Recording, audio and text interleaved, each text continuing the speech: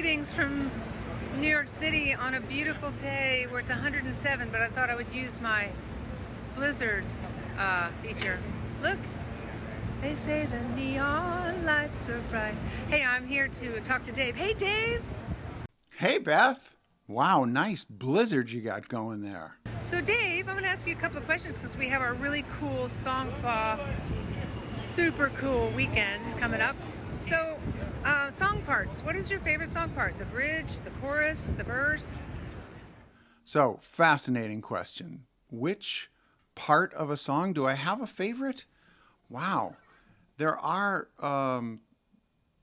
different challenges for different parts of a song, you know, like the channel, the ramp, the bridge, whatever. I enjoy all these different sections. They serve different purposes. And the fun part is dividing up the story, knowing where to put what in the arc of your story. You know, the main thought that you return to, the contrasting thought, the exception to the rule. You know, I might have just described the chorus, the verses, and the bridge. But for me, the fascinating part is when I come to a song idea, I have to sort of decide what sort of song devices, what tools will work for which ideas. And it's a fascinating thing when that switches, when you think, well, first we're going to have the negative thing in the verses, then we'll have the positive thing in the chorus. And then you think, maybe not. What if it switches? It depends where you want it to go, you know? So I think it's fascinating. Back to you, Beth. I like the two-line bridge that turns the chorus back around and comes back in another key. Question number 2. I used to get to hang out with Waylon Jennings back in the day. We wrote some songs together, and my favorite thing he ever said was, "A great song don't care who sings it." So what do you think he meant by that, Dave? Okay. You know Waylon a lot better than I do. But, a great song don't care who sings it. What do you think Waylon meant by that? Maybe he was commenting on the fact that music gets divided up by marketing people into demographics. And maybe he thinks like I do that that's a crime. There was an awesome record store in Austin, Texas that had everything alphabetically. They didn't divide, they didn't segregate, you know. They didn't say, oh, well, that's urban music. You know, we don't want that getting into our folk.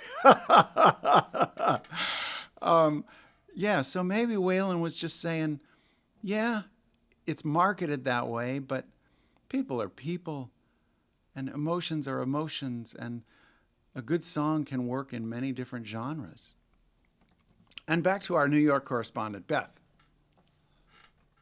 Question number 3 is, how do you get your motor rolling when you're not feeling inspired, Dave? How do you do that? So, inspiration. How do you get inspired when, you know, it's been a dry time?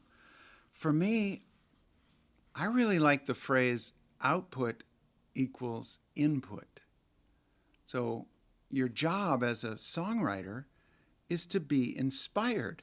Hey, I'm working here. You know? So when I really am sort of losing my ability to envision that a song matters, I just go hear live music. I have a friend who, when you ask him what his favorite kind of cookie is, he says, hot. That's a good answer. So my favorite kind of music? Live. It heals me. It changes me. Back to you, Beth. Even though it's sold out, you can still get a seat in the gallery. Tell them about the gallery, Dave. How much can one learn from being in the gallery? You know what gallery we're talking about. The gallery in our upcoming online songwriting class. Well, I think, you know, all the answers to the universe can be found in the gallery. The unified field theory, sure, it's there. You can get all of that. The theory of everything. I think that being in the gallery is a a fun way to dip your toe in, and it's safe. Nobody's going to push you in the pool, but it is a way, if you want to check out what it would feel like to get that sort of immersion. You can see other people doing it and saying to you, "Hey, the water's fine." I agree 100% with everything Dave just said. The gallery is a super cool place to get inspired, and also just to get the back and forth, and you get to write in the comments and you get to make suggestions and stuff, and it's so much fun. Don't forget, you can possibly get into one of the upgraded seats because we do a drawing at the beginning of the workshop. So from Broadway, New York, they say the neon lights are bright. This snow is fake, by the way. It is so hot here. It's so hot. Love you. Mwah! See you soon. Bye.